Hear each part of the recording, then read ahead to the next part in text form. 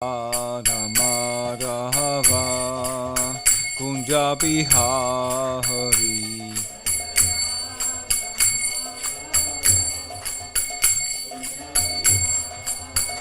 Hare Krishna Krishna Krishna Hare Hare Hare Rama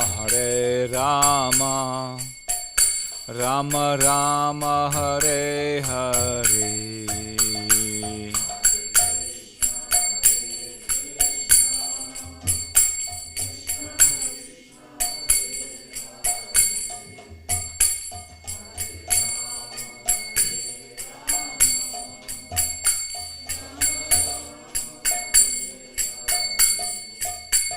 Hare Krishna Krishna Krishna Hare Hare Hare Rama Rama Rama Hare Hare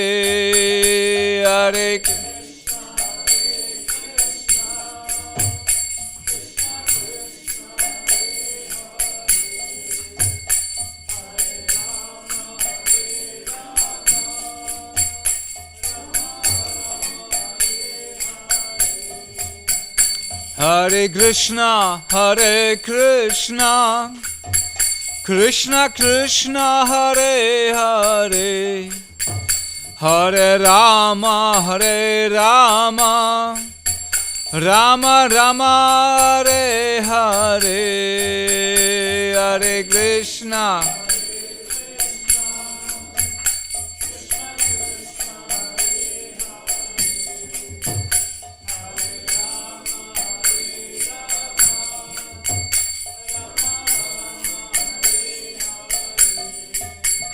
Hare Krishna Hare Krishna Krishna Krishna Hare Hare Hare Rama Rama Rama Hare Hare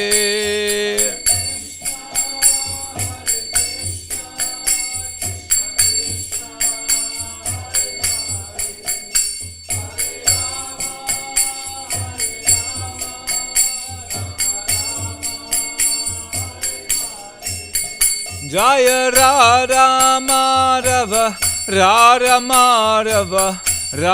Madhava Shri Radhe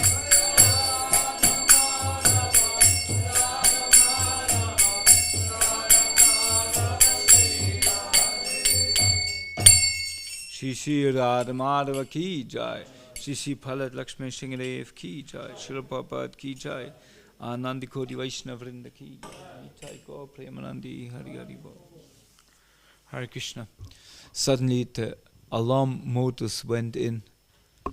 I thought everybody fall asleep, and then I got got this alarm modi.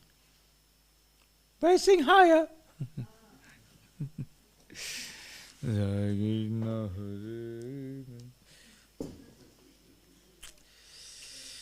Okay, I would suggest I speak English. What do you think? Who doesn't understand? Wer versteht kein Deutsch? Ich kann besser ich lesen. Oh, wer versteht kein Englisch? Kishorikund und Parampyryshy. Haben wir jemand, der für die zwei noblen Herrschaften ins Deutsche übersetzen kann? Pion? Pion ist der Beste, ein Hoch auf Pion. Pion ist der Beste, ein Hoch auf Pion.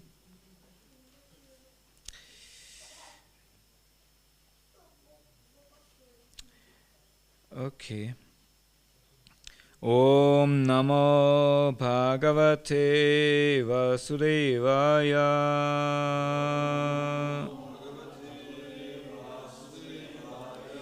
Om Namo Bhagavate Vasudevaya.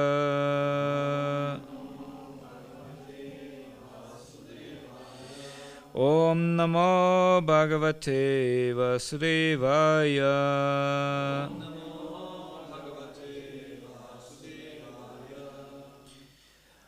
My information is that we reading from Canto 4, chapter 5, verse 5. This is on the board. Okay. So reading from the Srimad Bhagavatam, or having this service sitting here in front of exalted Vaishnavas who have a life and experience of devotion and realization in the bhakti process, it's a great honor, but it's also a great responsibility, because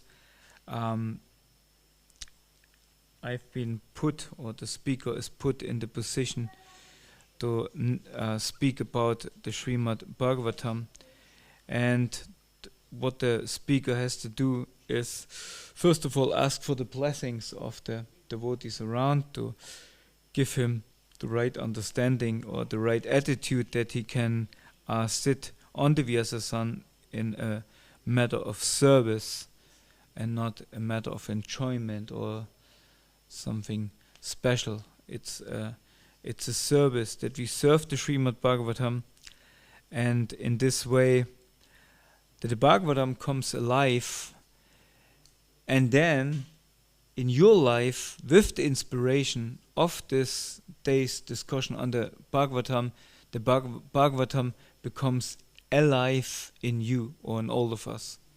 So that's the secret, that's the mystic of the Bhagavatam. The Bhagavatam won't be alive. It wanna come into living in us, that we become living Bhagavatams, as Srila Prabhupada was. Right, there was this lecture series of Hari Sari Prabhu, Srila Prabhupada, the living Bhagavatam. So this is what we have to bring Bhagavatam to life.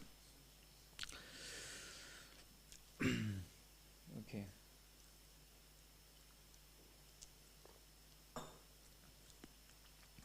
And I'm not a Sanskrit scholar, so my pronunciation or meters sometimes may be a little bit rusty, so you're welcome to correct me. Ajñapata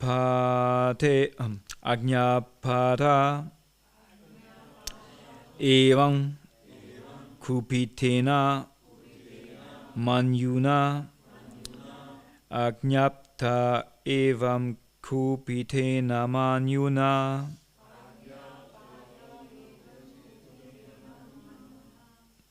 ajñapta evam kupitena manyuna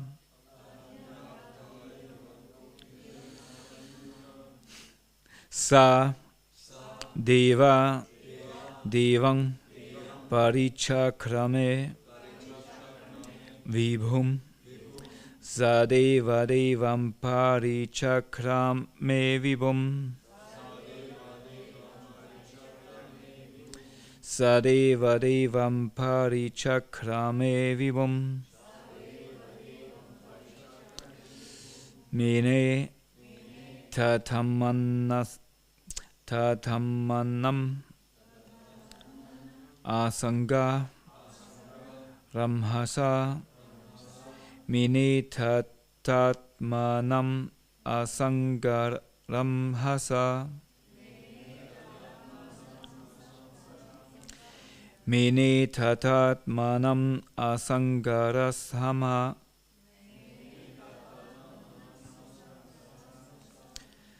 mahiyasam tada saha sahishnum mahiyasam tada saha sahishnum mahiyasam tada saha sahishnum ajñapta evam kupitena manyuna Sadeva Devam Parichakrame Vibhum Mineta Tatmanam Asangatram Hasa Mahiyasam Tada Saha Sahishnum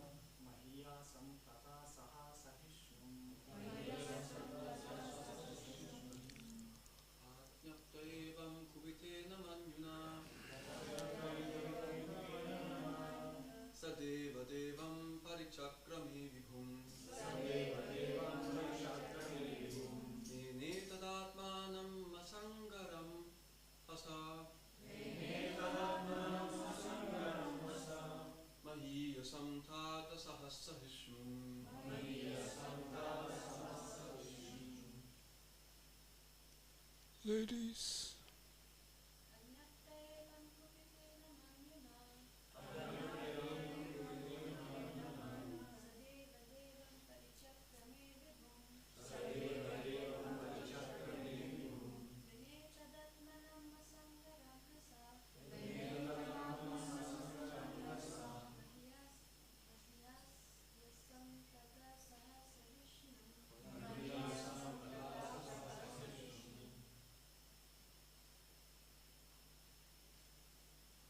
No? Okay. Ajñapta, being ordered. Evam, in this manner. Kupitena, angry. Manyuna, by Lord Shiva, who is anger personified. Sa, he, Virabdara. Deva Devam, he who is worshipped by the demigods. Bharichakrame, circumambulated. Vibhum, Lord Shiva. Mene, considered. Tada, at that time. Atmanam, himself. Asangaramhasa, with the power of Lord Shiva that cannot be opposed. Mahiyasam, of the most powerful.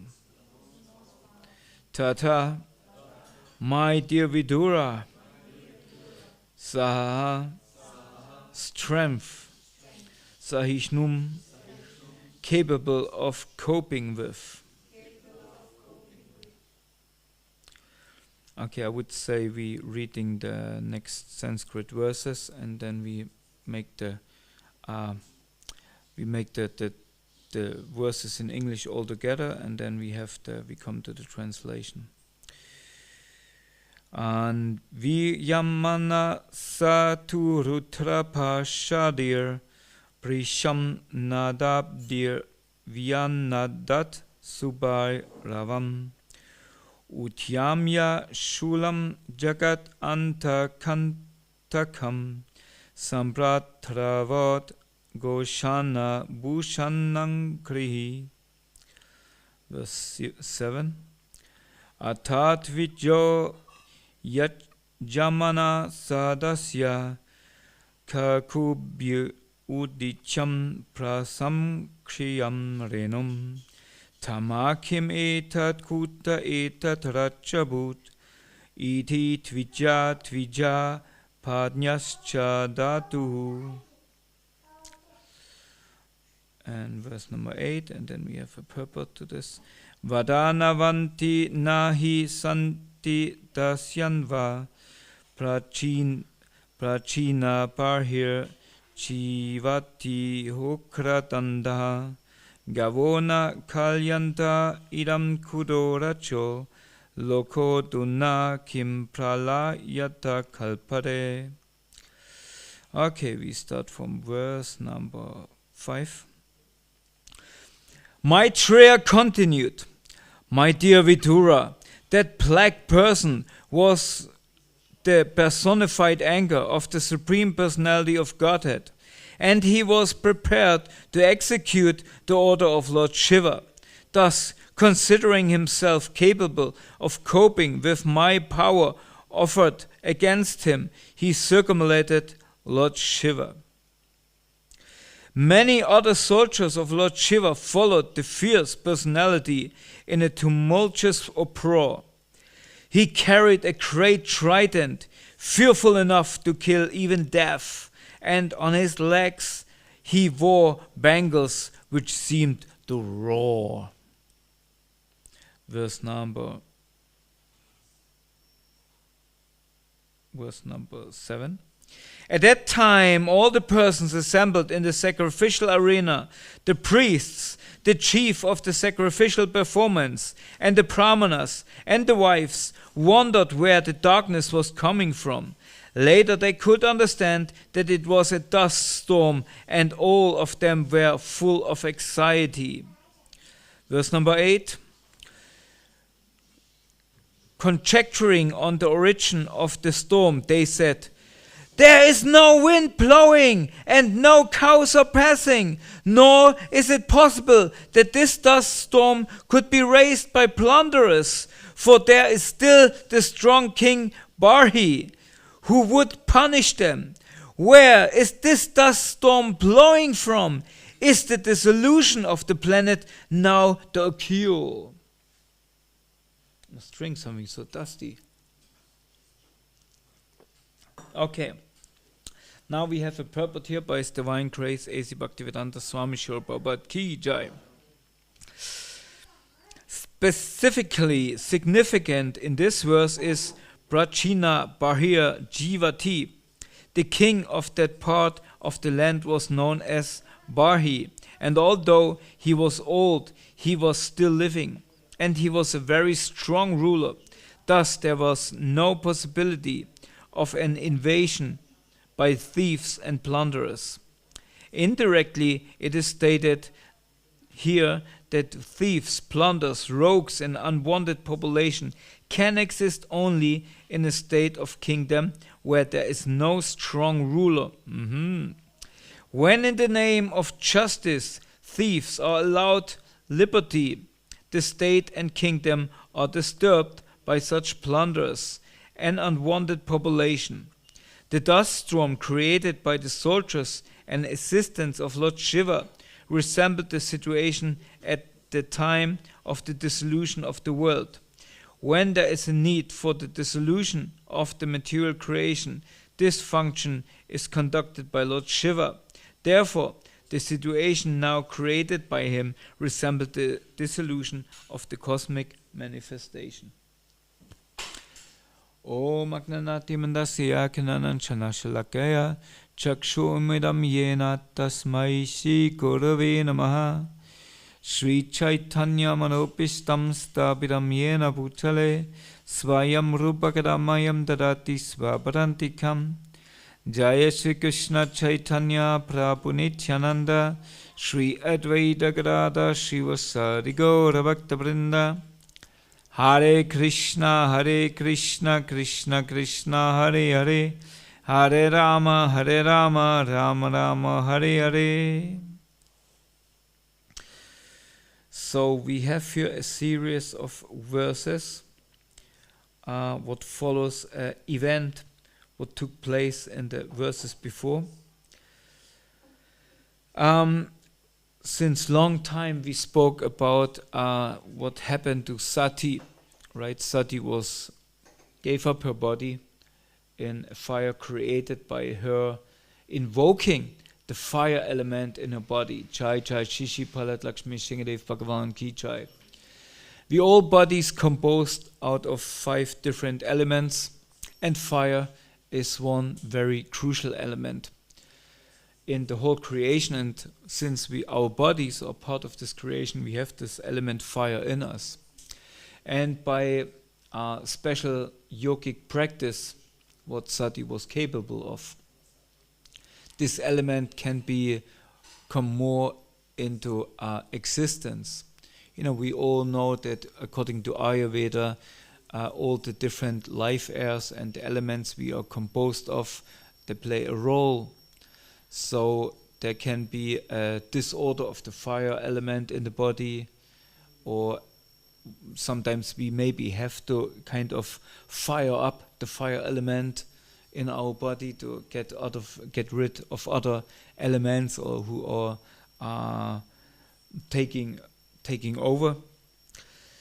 So this happened to Sati. She was capable of doing this, but we all know since this discussion that there was a story before why she did this. It was not a cruel act of suicide. It was more a act of reacting of a situation what occurred to her because of her family, specifically of her father. Now, Sati is who? The wife of Lord Shiva. Yes, exactly. So if one of us married men would hear that our lady, because of some anger, she would give up her body by burning herself, we would be quite bewildered, right? We would be also, the fire element in us would maybe also raise, But as Lord Shiva, he is many of us see Lord Shiva, or some of us see Lord Shiva maybe as a fierce, person who, when we hear, he is actually how he came into being, how Lord Shiva came into being, according to Bhagavatam, Munita. He is personified anger, coming out of the forehead of Lord Brahma. Yeah. So he popping out, and he got the names, and he's the personified anger, so we think Shiva is a very angry person. But on the other hand, we also know that Lord Shiva is a creation, or he is actually, another form of Lord Vishnu. Right? So how can that be? Right? So how he can be so angry? And we know also the story of Bhrigu Muni, who, when the demigods, they had this discussion, who is the best of all of the Trinity? Right? We have in the Christians they have the Trinity. But actually we only can, if you ask a Christian about, please explain the Trinity, most of them, they cannot explain. They're bewildered by this. But if you ask any Bhakta who comes to the Bhakta program after a few weeks, he can explain Trinity. Brahma, Vishnu and Shiva, right? So, when Bhrigu Muni, when they all were discussing in the demigods, okay, who's the best among them? Who's superior? They sent Bhrigu Muni to figure it out. So he came first. Came to whom? Who knows? Who knows the story? To whom he came first? He came to Brahma and just came in. And Brahma was saying, "Hey, that's my son." In India, I don't know if you do it nowadays. I saw it sometimes in India where sons, they're seeing the parents, they bowing down, touching the feet. You'd still do this? No? Olden days. My parents, for sure, they would think something is wrong with me, like, if I would do that. But in this time, you have to do it. And because parents are superiors, we own not our body only to them, but also so much education, so much manners, what we, so we should be respectful. But Bhikkhu Muni was not respectful to his father. He just came in. And Brahma became very angry. Say, you my son, how can this be? You come here in, and Bhikkhu Muni thought, okay, if he is so attached to his position, he cannot be the supreme of all of them.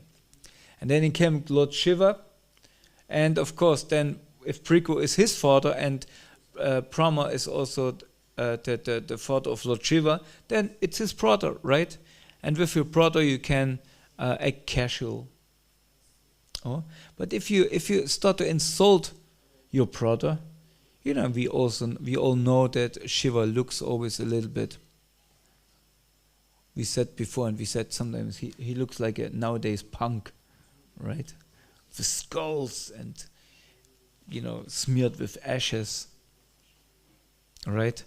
So, and this muddied hair, so and he came and said, Lord Shiva came and said, "Hey, Bhikkhu, let's hug."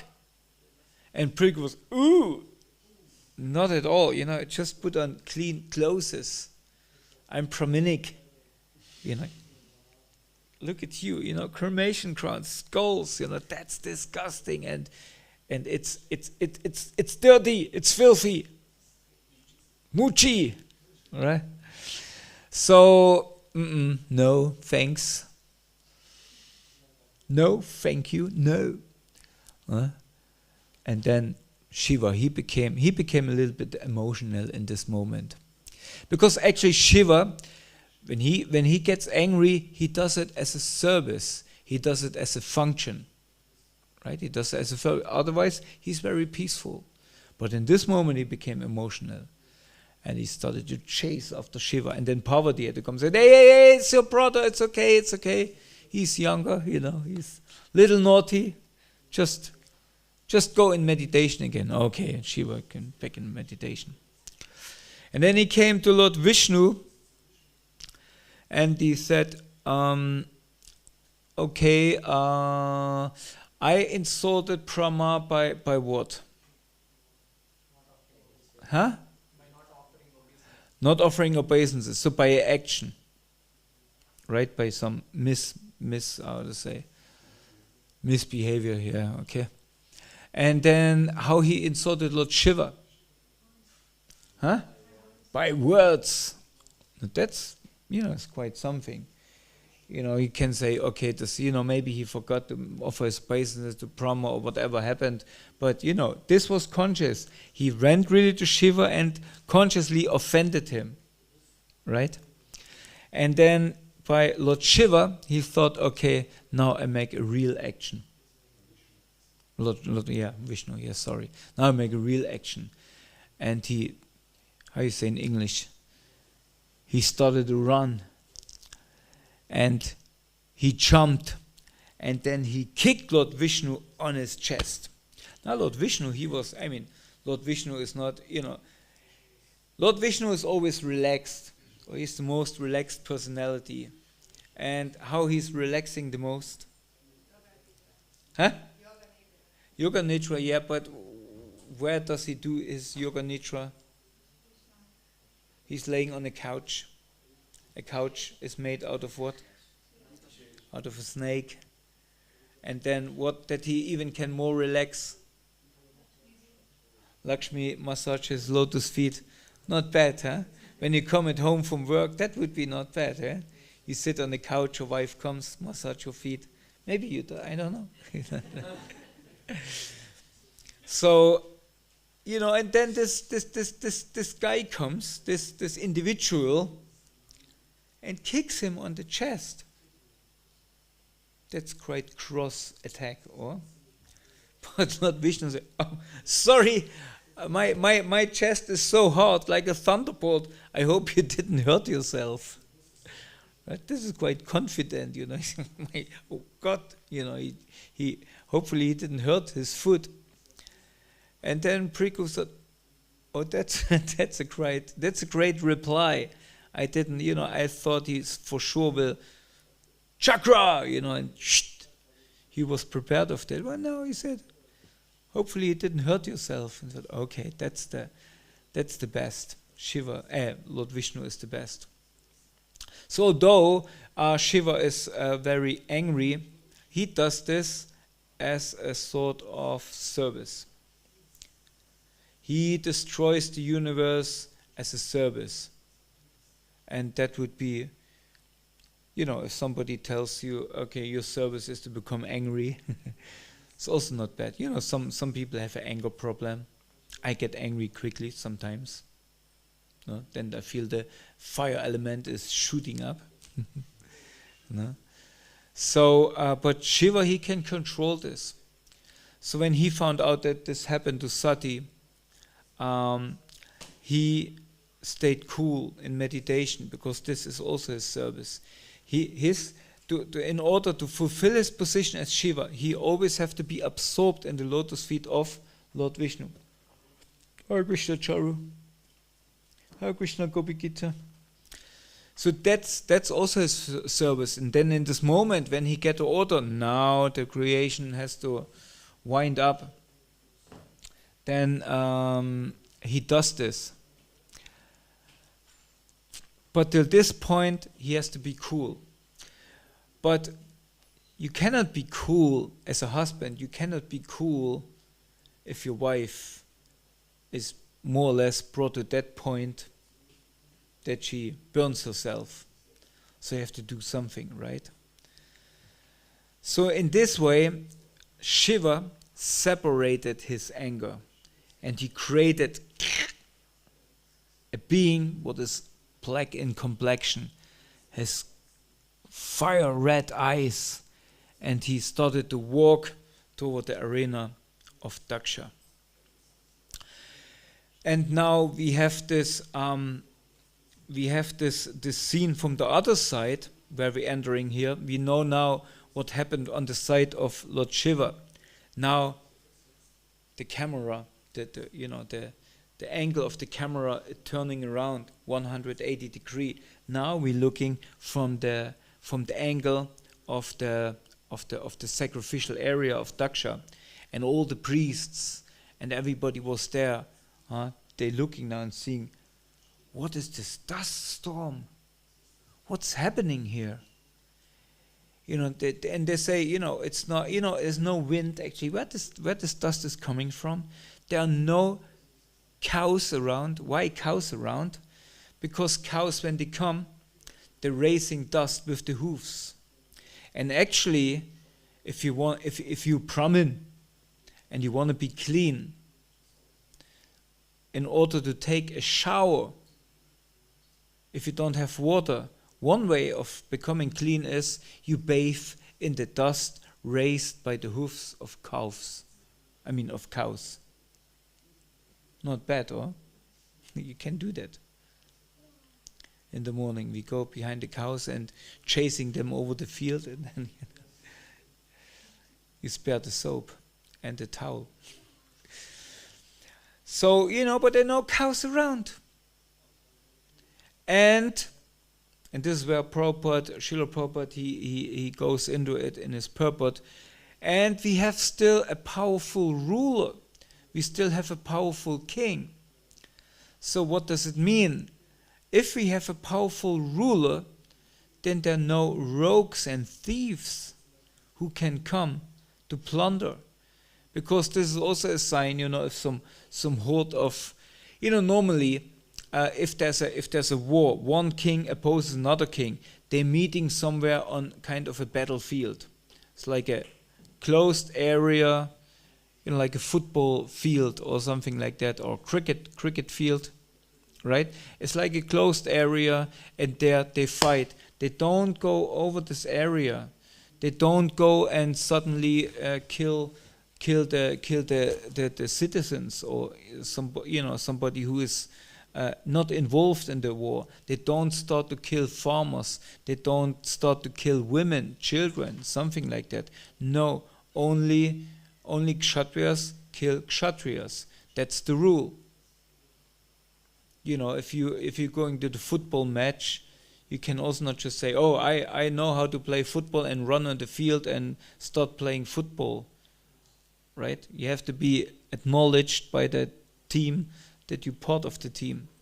So you cannot do this. But if uncivilized people come, and then they just do whatever they come and plunder, they go for everything.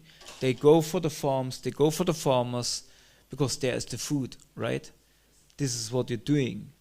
If you want to wage war in a country, you have to think of how my supply is there. And this is always the problem. If somebody from Europe, either the little man from France or the little man from actually Austria, when they march toward Russia, the biggest mistake is always then, especially when the winter comes, because they cannot supply all the necessary things. Napoleon, he only had horses and had to feed them and some kind of swords or whatever, but when Hitler came to Russia, he had tanks, he needed petrol, he needed food for the soldiers as well, because it was winter, warm clothes, nothing they had, and that was the the beginning of the end. So what Russians usually do, Clovis, do we have any Russians here? No? Who? No, but they're not here yet. So Russians, they let them come. In Napoleon, even they which city was it? Moscow? They completely, everybody went out of the city. They came in an empty city. Nothing was there. Not food, nothing, no people. So what to do. So this is what they, and then when they completely exhausted after the long march, after the long battle, then the Russians come. That's how you do it. Anyway, so there was no, this is how plunders come. Plunders come like this into the country. They go for the food, they go for everything. So, but if there's a strong king, they cannot come, because a strong king means a strong army. The army is kind of the extension of the king, of the power of the king. And the more inspiring the king is, the more stronger is the army, the more inspired are they to die for the king, to give their life or fight for the king. So this gives us, first of all, we have to understand that in this time, such sacrifices, what they performed, they were not just as we do on Saturdays, we make some fire and swaha, swaha, and then there's always this, in the end, we put this Havan Samakri in.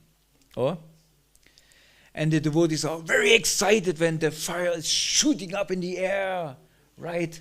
And the priest is almost burned, everybody waits for the moment that finally the fire catches the priest and he will, like a torchlight, run out.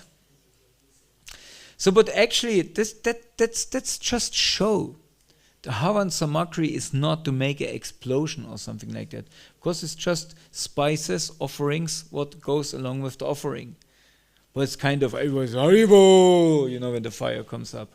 It has nothing to do, has nothing to say. Some devotees, even I heard the fire was not successful because it didn't come up in the end. It has nothing to do with that. Therefore, we always say in the beginning of the yajna, actually we do here fire sacrifice because it is ancient tradition to worship the Lord again through the medium of fire. But it's not as, capable, or it's not as powerful as this what the audience does, namely chanting Hare Krishna in this Kali Yuga. So the only way the Lord keeps his fire sacrifice on Saturdays is because he knows that then the devotees are coming. For what? For chanting the holy name. Right? So, but in these times when he had really qualified priests, not like some fake priests, and he really had qualified priests, they could pronounce a mantra. And these mantras, and we all know Sanskrit, is the origin of everything. It's like the matter, or everything comes together by sound. So if you form sound and you know how to do it, you can really influence matter. It's like a witch formel, you say? It's Zauberformel. Right? What sometimes magicians say. But Sanskrit is actually, it's where it all comes from. And if you have qualified priests and brahmanas, they have the power to really do this. But nowadays we don't have this power anymore. But in these times, such a sacrifice, this was a big happening. Things were moving, things were really getting in action. So this was the situation, and now they're seeing more or less. They knew it was. I mean, they had the sacrifice, but they knew it was not right, because everything how it turned out was not at all auspicious, and the crown of inauspiciousness was, of course, that Sati gave up her body into fire. So they could guess something didn't turn out right here. Somehow, either the priest or the one who gives the order of the sacrifice, what was her daksha, the meditation was not right. And obviously we see here that daksha's meditation was not right. So therefore the outcome of the sacrifice was not auspicious. If this is in the end that we make this a sacrifice on Saturday, we make a sacrifice, in the end somebody gets so angry to leaves his body, nobody would think, oh, that was a good sign. No, right, that's not how auspiciousness comes about.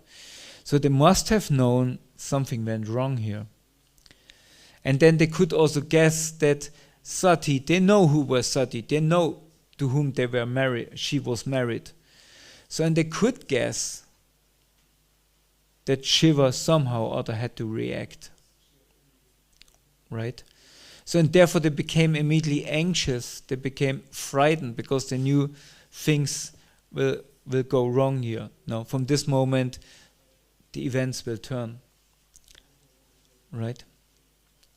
So that's the thing. And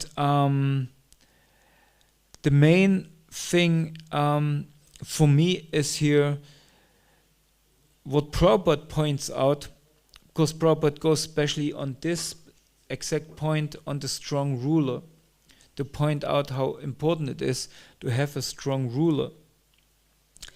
And this is basically what we facing when we look around. And yesterday most of us probably heard the lecture of Mataji Govinda Dasi. This is what we all see. Some of us don't want to see. Some of us maybe don't want to see because we're afraid that we see. Right? But this is what we're gonna do, and this is what we're facing now. We're facing incapable, weak rulers, and therefore everything else is happening. Therefore, rogues and plunderers coming over us. But saying this, actually it's not like that, because it's our choice from whom we want to be ruled. And this is a matter of consciousness. And actually we have a very strong ruler, and this is Srila Prabhupada. And because of his teachings, of his books and his lessons, we are protected. We protected from thieves, and actually we protected from atheism, right? And this is where we have to take shelter. Under which ruler do we take shelter? That's our question. I heard it online in the lecture of Mataji yesterday, and I heard it later on because when the Bhagavad Gita class is going on in the evening, that's our main time where we, try to cope with bringing 2 monkeys to bed and stuff like that. So I heard it later on, and then Mataji was speaking about that we all protected by, she said kind of, you don't know this stuff, but maybe it's good because you're all protected by Nrsingadev. And suddenly the deity greeting went on. And I hear that, you don't see anything, you just see Mataji and we all protected by Nrsingadev. And then, whoa, I thought, that's amazing. What a response of Nrsingadev, huh? This is how we say, you don't worry about all this stuff. Of course it's there, of course times are strange, but you know what? Times were always strange. If I look back into my family, we had my grandfather, he fought in 2 world wars. And they, things were always strange. Material world is always strange. It makes always weird things, especially in Kali Yuga. It's not that, now we are, now the world is especially strange and whatever. It was always strange. World economic crisis happened in the 20s, happened, all the way back. There was the 30-year-old war, there was a big war in Europe. For 30 years they were fighting. Yeah, the 30 Years' War, that 30 years of war, Hare Krishna, that's something. Today we celebrate not we, but you maybe, the Indian Independence Day and Chai. That's, it's great. It's the victory over the British, but did they really let go? No. They didn't really let go. It's just, they moved just the vision, they just moved out of the vision, but still holding the reins. Anyway, whatever it is, it's the material world. But for us as devotees, that's not our concern. We can't protect, sometimes devotees thinking, maybe we should buy weapons to protect ourselves. But really? Are we really going to protect ourselves if the people of Passau, because one shutdown of electricity, nothing is functioning in cities. No supermarket opens because the doors don't open. The till doesn't work. You cannot even get cash. Who has cash in his pocket now still? Do you have still cash in your pocket? Probably not. Everybody has his card. What happened if there's a blackout? No cash, nothing. You can come with your card, you can walk around, I have a green card, I have a blue card, I have this card. Nobody cares. Nobody cares about your card if there's a blackout. So, if really things mess up, whatever it is, we cannot protect ourselves. We can arm ourselves till the teeth. To say, bewaffnet bis zum Zähnen, But those people outside, I know all of us here, Muninder Gana with a gun, Hare Krishna. I hope he doesn't hurt himself. Because he's such a soft-hearted man, and then really somebody coming, from Passau, because he's hungry, Muninder Gan will not shut him down. He will give him a book. Yeah, this is what I'm saying. We're not trained. We are gentle people. Look at our ladies. They're not Amazons who fight or whatever. Our weapon is we use whatever cranes we have still in stock, and cook it big kitchery feast and invite everybody, let's come, let's go, and hope that like the feedings of the 5,000, what Jesus did, the more people we feed prashad, the Lord will supply us with more and more food. And this is what we saw when we hear about stories about Croatia or something like that in the war times, right? The devotees always had a Sunday feast. People were starving, they had nothing to eat, but the devotees had Sunday feast. And they had good Sunday feast, right? So that's our shelter, that's our king. The king is here and the Singadev is there. And even if they drop an atomic bomb right here on the temple, we come here together. I maybe make a little yagya for all of us, and we chant together. And then we chant and we sing the holy name, and maybe Gomohan or somebody make a bhajan, make a kirtan, and then everything is light around us, and we feel, oh, now it's the detonation of the atom bomb. But then we suddenly say, no. Suddenly, Nrsingadev is standing up and dancing with us. And we realize, no, actually, we back home. We back there. And nothing really matters. All of this, whatever was here, doesn't really matter. And there's a big announcement, Simhachalam came back home, Haribo!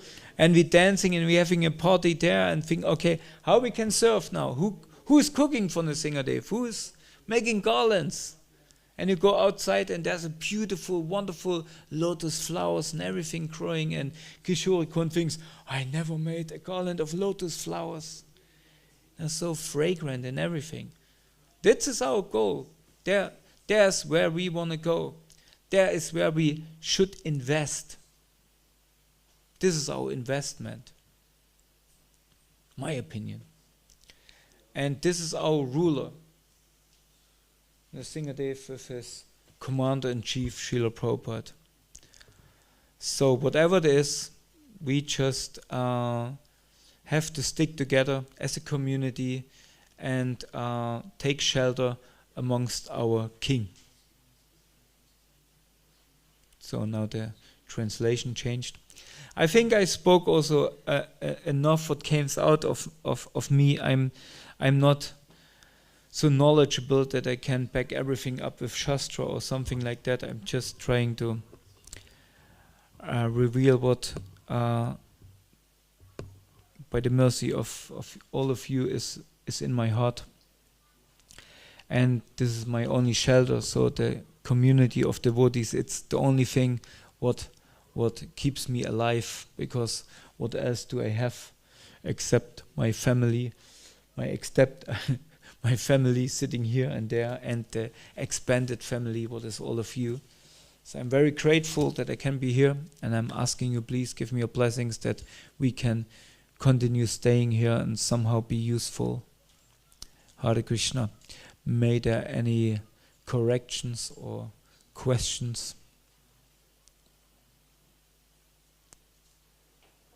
Maybe some corrections. Please correct me. Muninda, please correct me.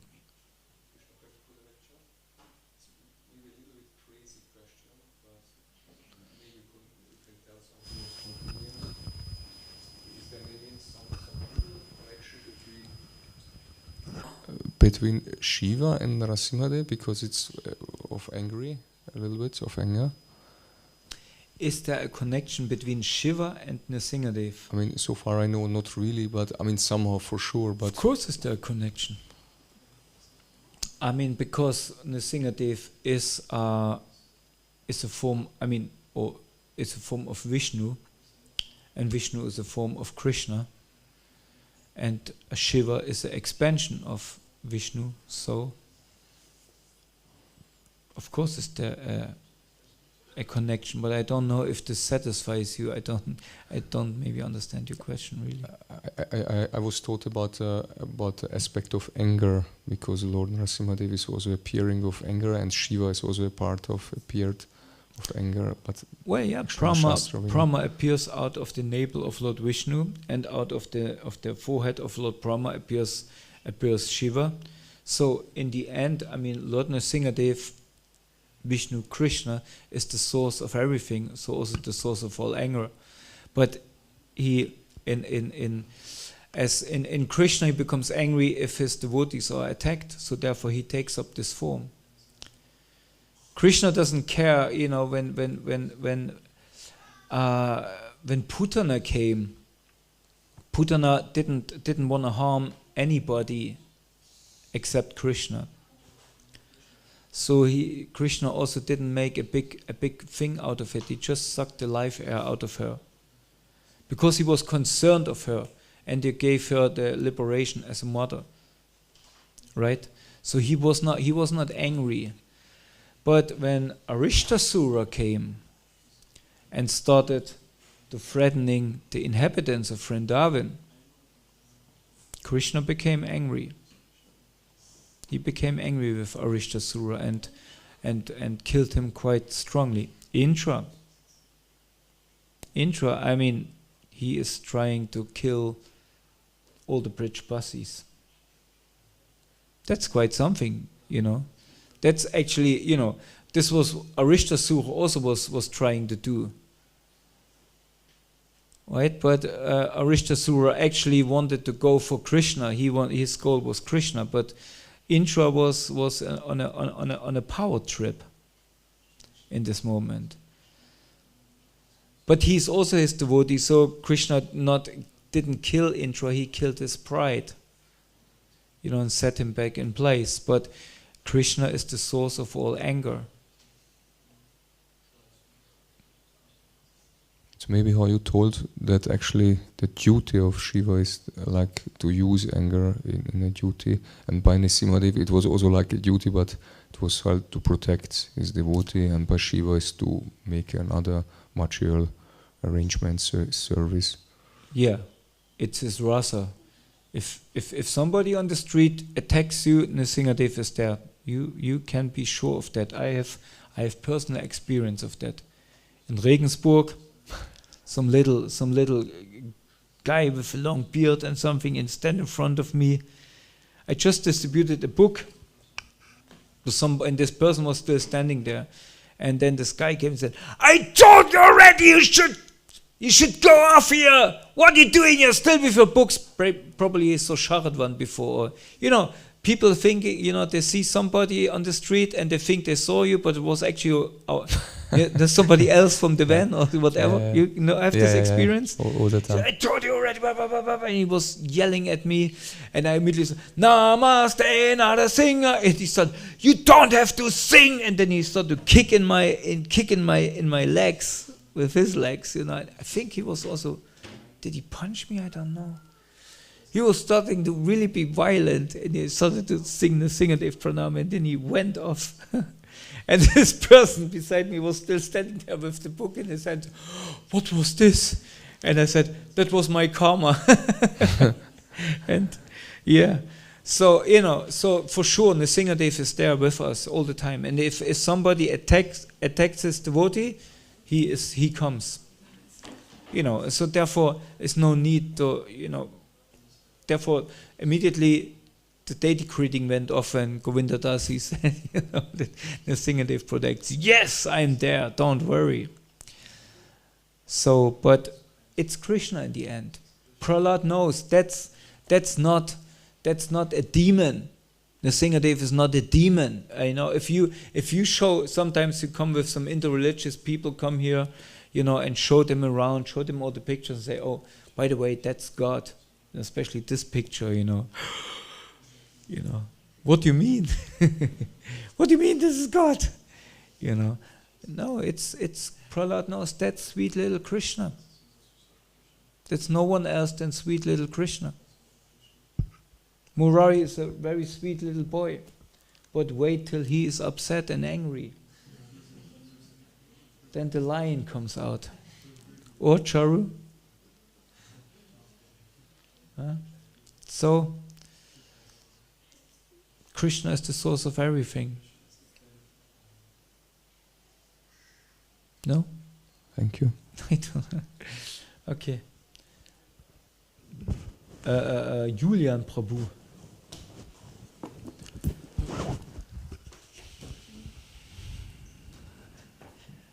Yeah, thank you very much. I just had a small idea because of your question, Prabhu. I once heard that in the Pancharatra it's actually said that Shiva is a bhakta of Narasimhadev, and that's why he has the same names. So when we sing deity greeting, we also call Shiva as Narasimha as Sadashiva, and Narasimha is also known as Trayambaka. So also Nrsimhadev is known as the three-eyed. So there is definitely some connection. And I once heard that Shiva, he gets the blessings from Narasimhadev for doing his service. So yeah, that's what came in my mind just spontaneously. Yeah, sorry. Yeah, and the bhaktas, they get blessings for of Lord Shiva to become Krishna devotees. Mm-hmm. So there, it goes around again. Yeah, sure. Therefore we say Shiva is the greatest Vaishnava because he is always absorbed in service. And meditation is his service. Now the next bhakta come to Balaram Pran and says, "Oh, my service today is meditation." But that's his. This is what Shiva does. And actually, our mood of service is also that when we do some service, especially also physical service, because we cannot sit down the whole day and meditate.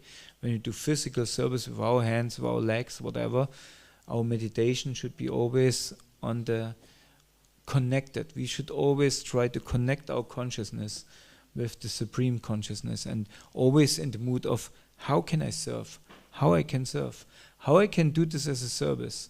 When I go in the garden to weed, to pluck out the weeds, how I can do this as a service.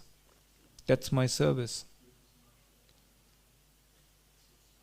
Oh, Charu? So, thank you. Any correction?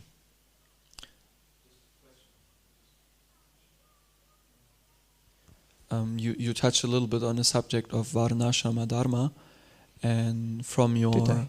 Little bit, because we spoke about powerful leaders, powerful rulers. And my question is that, because you mentioned that Srila Prabhupada, he's a powerful leader, and of course we have Nrsimhadev.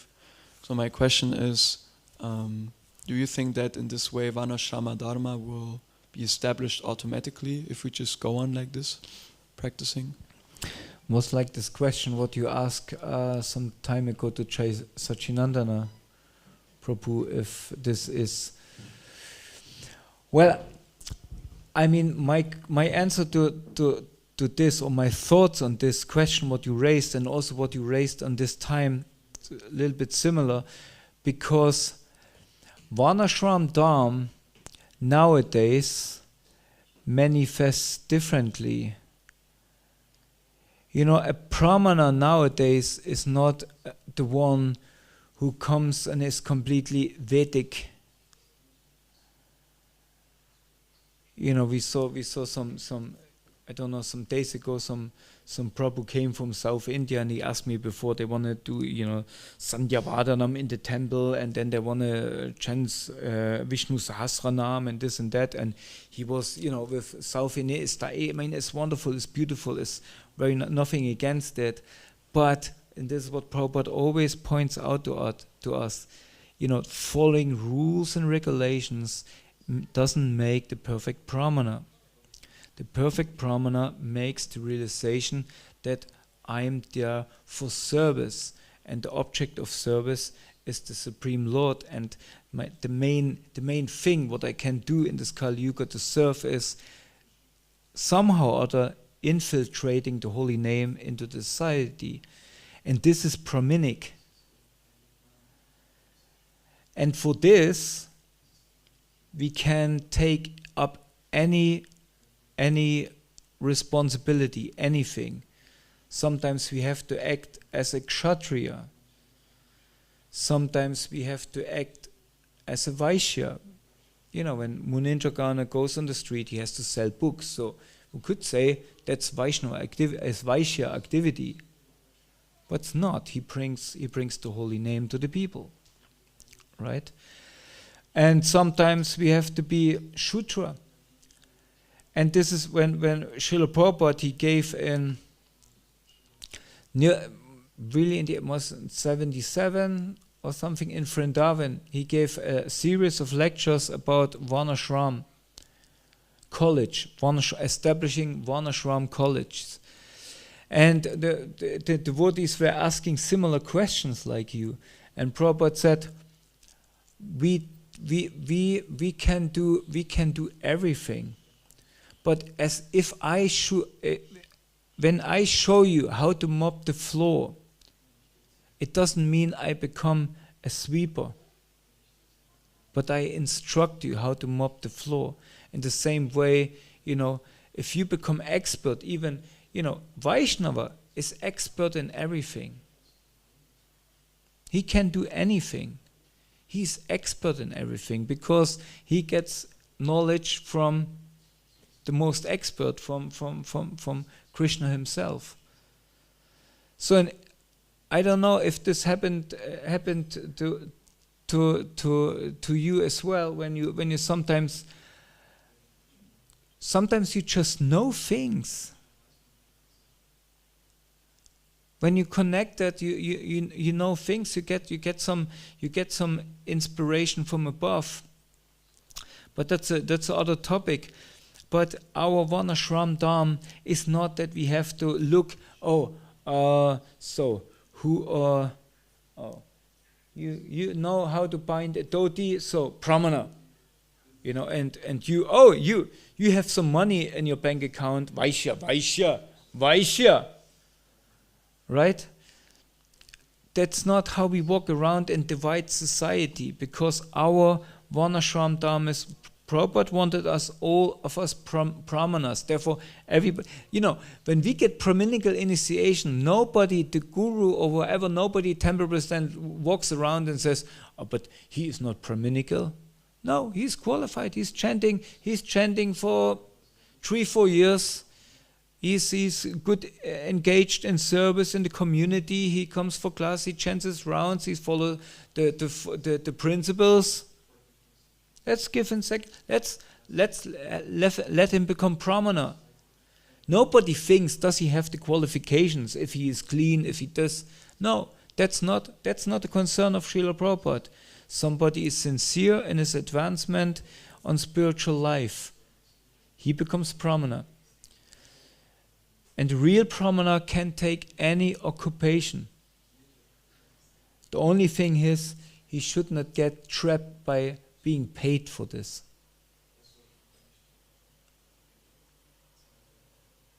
Because in this moment, and I think Chaisachi said this also, in this moment where he get paid for it, he's depending. He's depending on the payment. Right? I can go anywhere and show anybody how to mop the floor. We learned this in Bhakta program, and I can do, but if I think, I can mop the floor, so let me go to Knaus and in the evening clean all the bureaus. Because I know how to mop the floor, and then I get good money, and then I become, I can support my family. But then I'm definitely not brahminical anymore. So Prabhupada actually was not so keen that we use our talents outside. And this is one thing what I say in the end now, but what I think that's very important, what we as a family of Vaishnavas have to understand, better we using our talents in our family. If we have a good manager, we should not make the mistake to send him outside, that he manage some outside company who makes good money, good business, and whatever. And then who's managing our temples? Maybe somebody, Prabhu, you cannot go in Sankirtan. Maybe you can be the temple president. That's very dangerous. It may be good. Maybe he's a good manager. I don't know. But mostly, as we've seen in the past, it doesn't work out. You cannot go in Sankirtan anymore. Let's be the Gurukul teacher. Very wrong. So better, we really have to establish an economic system in our family and keep our capable people inside the family. Let's work together. Let's go outside and make money. No, let's bring the money in. Let's people come to us. Mataji yesterday, I don't know who asked the question yesterday about science and how, was it you? Yeah. You see, we have this Bhaktivedanta hospital in Mumbai. That's such a great thing. I never was there, but I hear they have over the operation desk, they have a picture of Nrsingadev. And Muslim people come there because it's a good hospital, there's a good stuff. So everybody comes there to be treated. And when they see the picture of Nrsingadev, they're asking, oh, what is this? And I say, that's the first successful heart transplantation or something like that, done by God himself. No, but this is how we should do it. We should become so expert that people come to us and say, okay, they Hare Krishnas, but I don't care. They're expert. They're so expert in what they're doing, so better I go to them.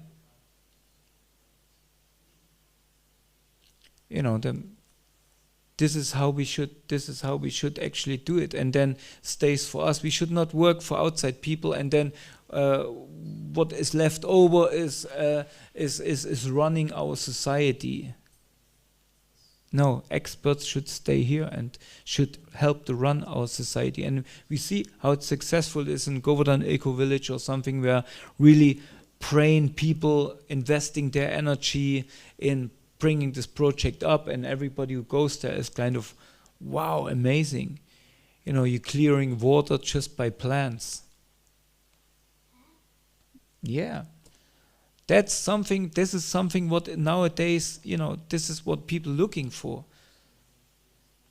Radhanath Swami often says this, Prabhupada, if we would have followed Prabhupada's instruction, and this was also what Mataji yesterday said, to build farm communities. Nowadays people would come to us to learn already from us. But now we neglect it. We have to go to other people who not devotees to learn from them how to do agriculture and stuff like that, and permaculture and all of this stuff. No, people should come to us. Anyway, that's just some thoughts on the way.